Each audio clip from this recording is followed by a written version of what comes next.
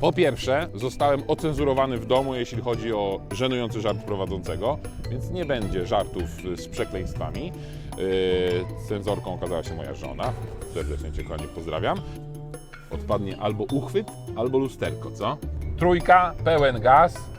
Jakoś się udało, chociaż mam wrażenie, że wszyscy mnie wyprzedzają, a ja tutaj nogą wciśniętą w podłogę jadę.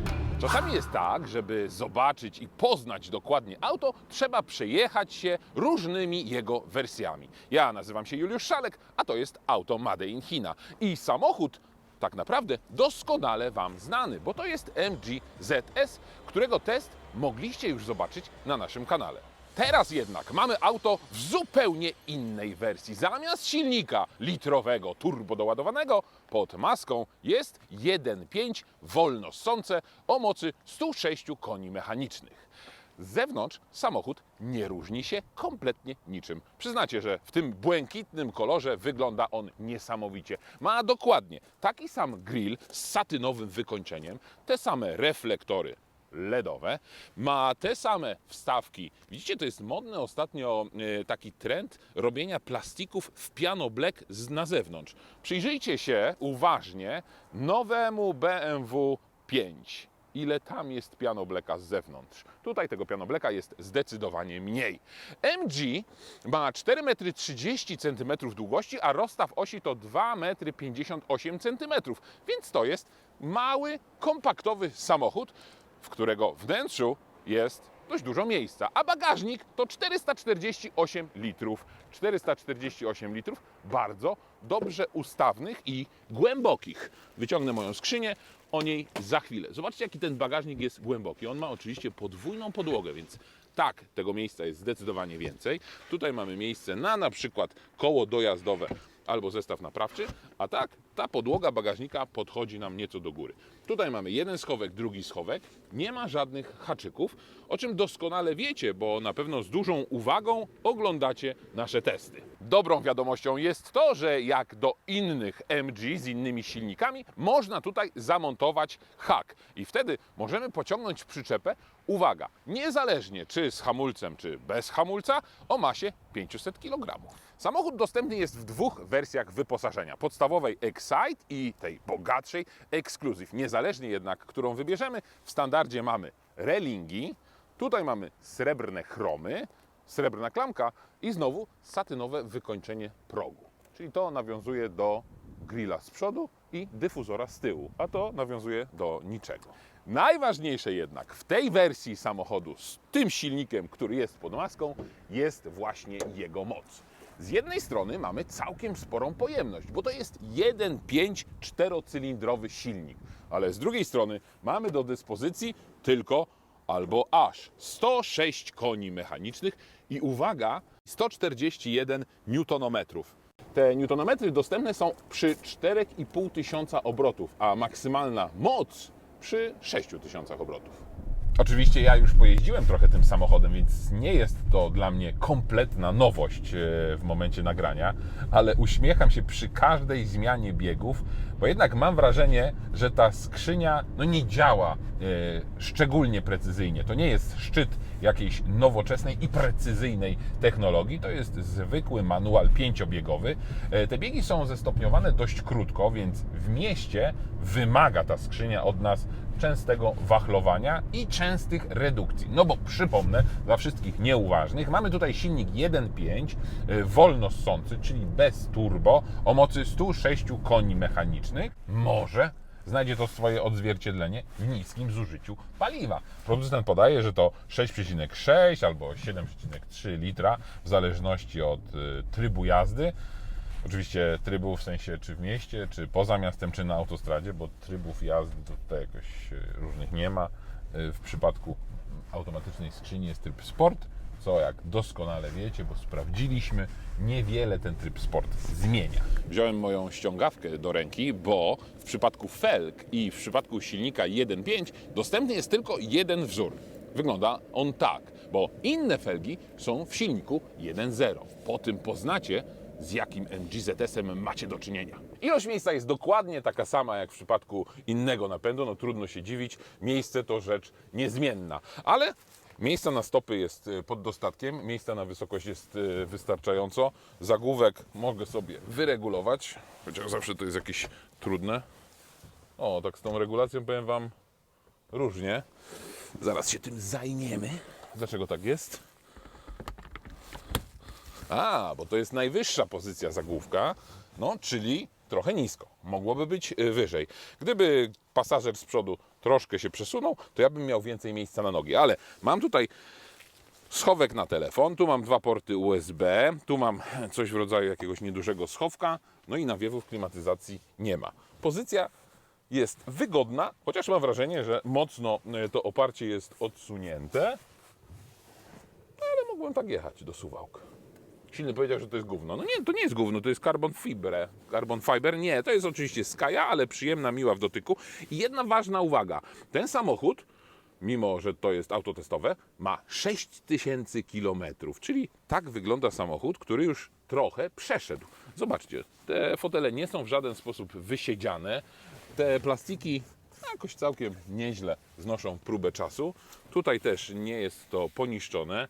A ten materiał sprawia wrażenie, że można wziąć mokrą szmatę i po prostu to przetrzeć i będzie znowu czyste. No ale dobra, w demówkach z tyłu mało i rzadko kto jeździ, zobaczymy jak to wygląda z przodu. Proszę bardzo mi się podoba to czerwone przeszycie. Ten wzór włókna węglowego też jest niczego sobie. Fajnie wygląda też kierownica z tą perforowaną tutaj wstawką. No i tutaj mamy cały czas udawane włókno węglowe. Co ciekawe, to nie jest twardy plastik, tylko to jest coś miękkiego. No, nawet jest miękkie. Tutaj jest też miękko. Ja już mówiłem, że to jest sztuczna nitka, za co dostałem hejt w komentarzach. Ale dla mnie, będę się upierał, to jest sztuczna nitka w odróżnieniu od prawdziwej nitki. W sumie to nie siedziałem jeszcze na fotelu pasażera. Nie ma tu regulacji wysokości. Szkoda, bo mam wrażenie, że siedzę wysoko, ale musiałbym się troszkę jeszcze... O, tak. Tak jest mi wygodnie, bo tutaj ta deska rozdzielcza trochę ogranicza miejsce na nogi. I jak to jest z tą jakością wykonania? Samochód niby nowy, ale ma już 6000 przebiegu i zobaczcie, te przyciski, które tutaj są, no nie wiem, czy to jest kwestia tego egzemplarza, czy kwestia właśnie tego przebiegu, ale one już nie schodzą się równo. Tu ewidentnie coś jest nie tak, a ten przycisk tutaj ma uszkodzoną tą srebrną listewkę. Być może ktoś tutaj zbyt intensywnie przyciskał, ale takie ślady użytkowania są. Jedyne, jakie zauważyłem. Nie będę się powtarzał, ale dla tych, którzy nie mieli okazji obejrzeć naszego testu MG ZS, dlaczego nie mieliście okazji? Proszę nadrobić te zaległości. No to powtórzę, że pozycja za kierownicą jest tutaj dość wygodna. Regulacja kierownicy jest tylko w jednej płaszczyźnie. Chciałbym trochę siedzieć niżej, no ale mam 198 cm wzrostu, więc mam czasami z tym kłopot. Niżsi kierowcy nie będą mieli absolutnie tutaj problemu, żeby wygodnie usiąść. Najważniejsze jest, że nic tutaj nie ogranicza przestrzeni, miejsce na nogę prawą jest, lewa noga akurat spoczywa tutaj na boczku drzwiach. Na szczęście te elementy akurat są miękkie. Chyba za pierwszym razem nie zwróciłem na to uwagi. Tutaj jest miękko, tu jest miękko, więc swobodnie te nogi mogą sobie tutaj leżeć. Podłokietnik nie jest regulowany, jest tutaj duży schowek. Szkoda, chciałbym, żeby on był troszkę wysunięty tutaj do przodu, ale jest na dobrej wysokości. To duży plus. Sporo kontrowersji, szczególnie w przypadku nieznanych nam samochodów chińskiej produkcji, budzi fakt, w jakim segmencie dane auto występuje albo z jakimi samochodami konkuruje. No wiadomo, że producenci próbują nieco wykraczać rozmiarami poza swój segment. Mistrzem w tym przecież jest Skoda, która za każdym razem produkowała model nieco większy od właśnie konkurencji. Tutaj mamy do czynienia z autem kompaktowym i żeby pokazać Wam, jak wypada on wielkościowo na tle konkurencji, postanowiliśmy nawiązać współpracę z serwisem Car Show 360. Ten samochód ma 4 metry, dokładnie 32 cm. Rozstaw osi to 2 metry 58 cm. Jeśli nałożymy sobie na to auto konkurencyjnego, na przykład Volkswagena T-Rocka albo Skodę Kamiq, to dokładnie widać różnicę w długości nadwozia, w rozstawie osi, a co więcej, to przekłada się na ilość przestrzeni w środku. Nie wymieniłem jeszcze jednego auta. Bajka Beijinga 3. To także konkurent. I to made in China. A teraz druga moja ulubiona część naszego testu. Kosz pełen niespodzianek. Co dzisiaj będziemy testować? To dzisiaj będziemy testować. Nie, to będziemy testować? Nie. To będziemy testować. Co wy na to? Universal Clip Cell Phone Holder. Proszę bardzo, jaki ładny kartonik. Trochę zmasakrowany. Pytanie, czy to poczta polska, czy poczta chińska? No nie wiem. Zaraz multi-scene. Boże. Małe, zgrabne opakowanko. Jakości... A propos jakości, to teraz trochę prywatne.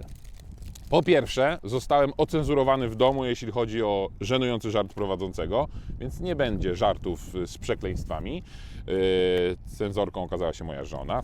Serdecznie Cię, kochanie, pozdrawiam.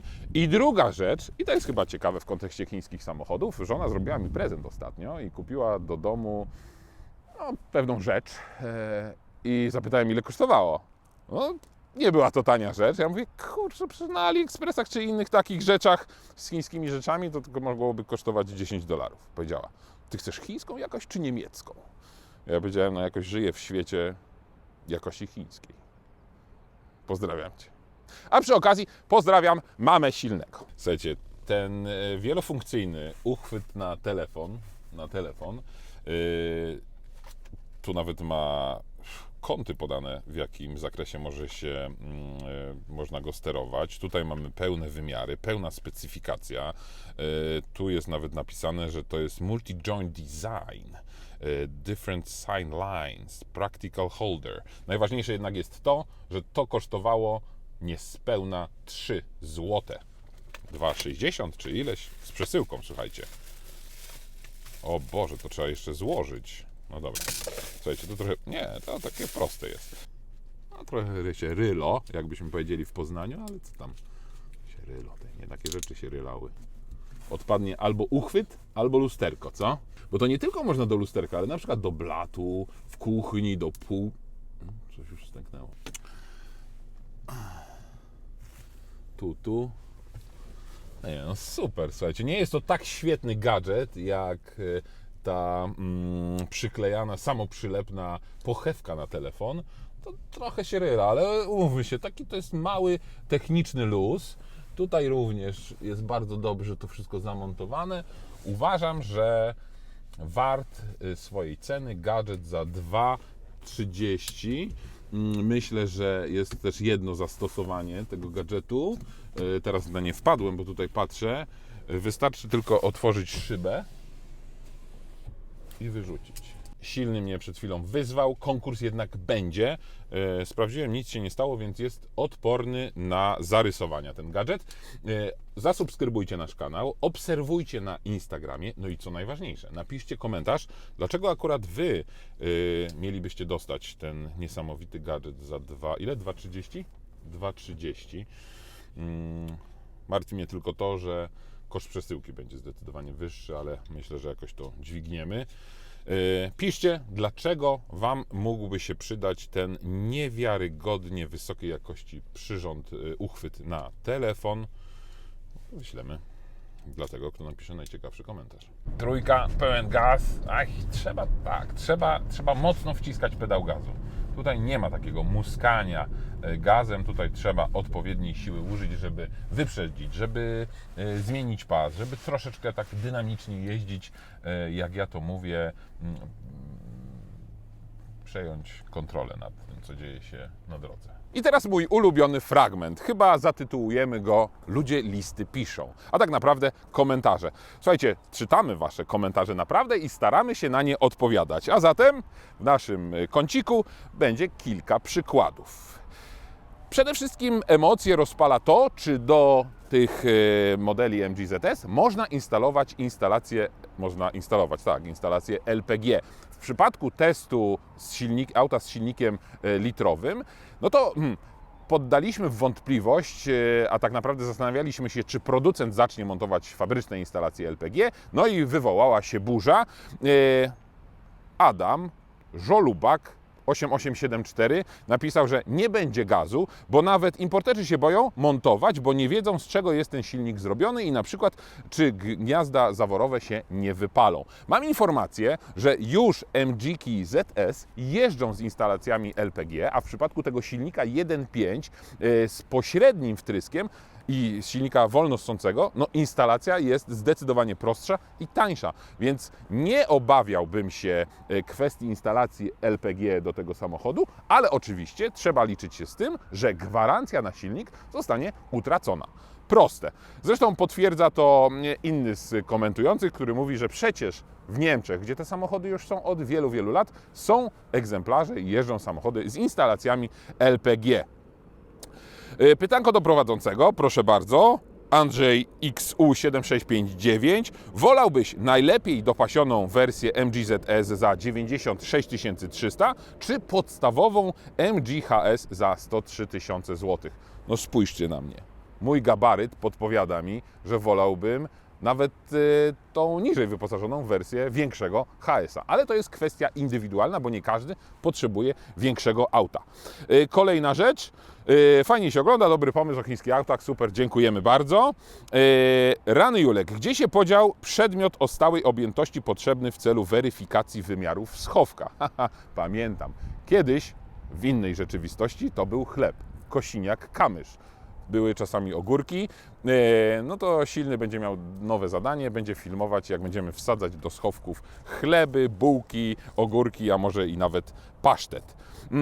Bajon jest szpetny, bo wtedy ZS-a porównywaliśmy i faktycznie to jest konkurencja, to jest Hyundai Bajon i oczywiście Dacia Duster, więc Radomas 3050 pisze, że Bajon jest szpetny, a Duster obniżył cenę właśnie, żeby nie było, że Chińczyki są tańsze. Dokładnie i o tym za każdym razem powtarzam, że europejscy producenci, nie mając tak naprawdę konkurencji, no, zrobili z cenami to, co możemy oglądać w cennikach. A teraz, po pojawieniu się chińskich samochodów, okazało się, że te samochody mogą być jednak tańsze, no i są tańsze. I jeszcze jeden. Nie wiem, skąd recenzenci biorą te spalanie, bo użytkownicy z reguły podają niższe. No nie wiem, bo długi komentarz jest, trasa Poznań-Kurnik, 150 km i faktycznie spalanie na początku było nieco powyżej 10 litrów, a skończyło się na 8,7. No tak, okolice 9 litrów, 8,7 to blisko 9. Więcej komentarzy? Nie, no nie będzie, chociaż jeden z komentujących życzy nam, żeby na tym kanale był pierwszy test Beijinga 7. Mam nadzieję, że to się uda.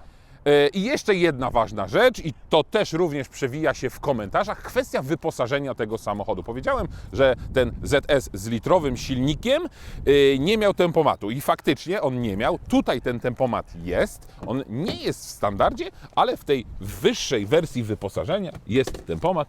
Proszę bardzo, tutaj jest tempomat, możemy go włączyć. I ciekawa rzecz, porównując MG ZS-a do bajka Beijinga 3, to tam faktycznie nie ma tempomatu i nie jest on w ogóle dostępny. Ale o tym, że bike jest trochę mniej zaawansowanym samochodem, przynajmniej sprawia takie wrażenie, to mówiłem Wam w teście bajka Beijinga 3, na który serdecznie zapraszam. Trzeci bieg, pełen gaz, 60 km na godzinę, no i on potrzebuje czasu, żeby wkręcić się na obroty. Silnik musi się wkręcić na te obroty, musi przekroczyć magiczną granicę 3000, żeby cokolwiek tutaj się zadziało, a jeśli nie, no to po prostu czeka nas redukcja. To z kolei wiąże za sobą kolejny problem, czyli hałas. No i ten hałas z tego silnika słychać, nie ma tutaj cudów, chociaż samochód jako taki jest całkiem nieźle wyciszony, bo przy takiej spokojnej jeździe, przy tych umiarkowanych obrotach między 2 a 3 tysiące jest tutaj dość komfortowo. Szkoda też, że tutaj jest tylko 5 biegów. Przydałaby się 6, szczególnie przy wyższych prędkościach. To obniżyłoby spalanie, no i zmniejszyło hałas.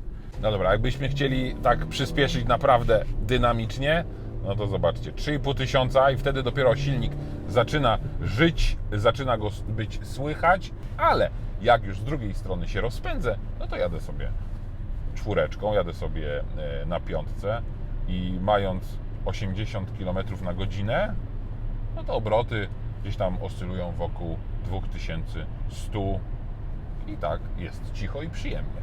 No tylko jak wcisnę pedał gazu na tej 5, to nic się nie dzieje. Ta skrzynia nie jest precyzyjna, o tym mówiłem. Ona taki ma wyczuwalny luz, ten wybierak też nie jest taki, wiecie, taki hondowy, taki precyzyjny, taki do ręki. Ten bieg sam nie wskoczy. Ten bieg trzeba mu pomóc, żeby... O właśnie, czasami tutaj przy tym szybszym zredukowaniu biegu trzeba pomóc jej w tej precyzji. Ale jeśli do tego przywykniemy, to nie ma problemu. Zresztą kto każe tutaj szybko zmieniać biegi? Co ciekawe, patrząc w konfigurator tego samochodu, sprawdzicie, że silnik 1.0 występuje zarówno w automacie, jak i ze skrzynią manualną. Tutaj 1.5 jest tylko i wyłącznie dostępny z tym manualem, więc nie ma alternatywy i jesteśmy skazani na manualną, nieprecyzyjną skrzynię biegów. O, jadę 30, nie wiem nawet, czy teraz tak, trójkę wbiłem, nic się nie wydarzyło, więc znowu przebiłem na dwójkę nawet, jadąc 50 na godzinę i wtedy mogę spokojnie przyspieszyć, nie mając poczucia, że blokuję tych za nami. Teraz set. O, cruise. Dobrze, mam tempomat. Słuchajcie, trochę to trwało, nie jest to proste, ale uruchomiłem tempomat, ale muszę się najpierw włączyć do ruchu. Więc co? Trójka, pełen gaz. Jakoś się udało, chociaż mam wrażenie, że wszyscy mnie wyprzedzają, a ja tutaj z nogą wciśniętą w podłogę jadę. Jadę teraz 100 na godzinę. Na 5. biegu przy 100 km na godzinę mam 2500 obrotów. Ten silnik już słychać. A powiedzmy sobie szczerze, że 100 no to jest taka przelotowa prędkość, więc ewidentnie przydałby się tutaj 6. bieg. Szkoda, że go nie ma. Mam włączony tempomat. No mam włączony tempomat i co? No, na prostej drodze nie ma z tym problemów, bo jadę. Nie jest to aktywny tempomat, więc jak coś się pojawi przed moją maską, to samochód nie zwolni, później samochód nie przyspieszy, ale jest tempomat. 130, już zaczyna być głośno, ten dźwięk zaczyna być irytujący przy 130. Przy 140 robię przerwę, a tak naprawdę samochód zrobił przerwę, bo pojawiła się górka, czyli podjazd. 140, no, jadę dalej, ale zobaczcie, ile to wszystko trwa. Wrażenia akustyczne są niesamowite. Słyszycie, że musiałem trochę głośniej do Was mówić. Teraz mamy lekki podjazd i od razu prędkość spada. No nie ma się co dziwić, słuchajcie. Chociaż ciekawostką jest fakt, że te 106 koni mechanicznych to wcale nie jest najniższa moc samochodów, które oferowane są nowych w Polsce, bo silnik TFSI nadal oferowany jest w grupie Volkswagena, a tam ma moc 95 koni mechanicznych. Oczywiście to silnik turbodoładowany. Resetuję teraz zużycie paliwa, jadę na 5. biegu. No teraz mamy troszeczkę z górki, ale myślę, że warto podać tę wartość zużycia chwilowego przy 100 km na godzinę, no bo dla wielu to jest taka przelotowa prędkość. No może 110 byłoby znacznie lepiej, ale proszę bardzo, chwilę to musi potrwać. Warto powiedzieć, że podobnie jak w przypadku silnika 1.0, MG ZS objęty jest 7-letnią gwarancją z limitem 150 000 kilometrów, więc jeśli ktoś ma obawy co do jakości tego samochodu, jakości silnika, to 7 lat może żyć w spokoju. Oczywiście są pewne wyłączenia, no ale 7 lat gwarancji nie w kij dmuchał. Jak Kia wprowadziła 7 lat gwarancji, to wszyscy ojej, ojej, ojej. No dobra, 8,5 litra przy takiej prędkości przelotowej 100 km na godzinę. 8,5. Nie jest to 6,6, nie jest to 7,3, to jest 8,5 litra.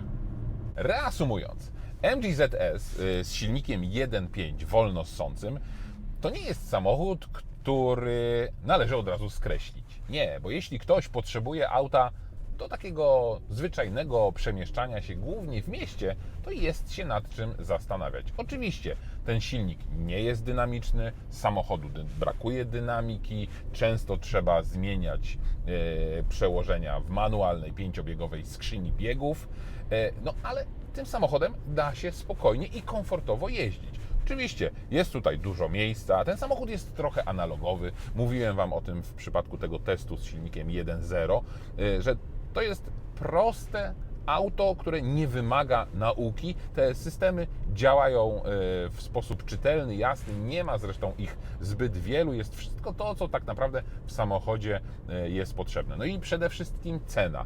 W wersji podstawowej 79 800, a w wersji tej Exclusive to jest 80 i żeby nie skłamać 86 200 w porównaniu z 90 tysiącami, 91 dokładnie, w przypadku tego silnika 1.0 turbo doładowanego, no to jest zawsze trochę mniej, trzeba zważyć, czy te 5000 to faktycznie jest duża różnica.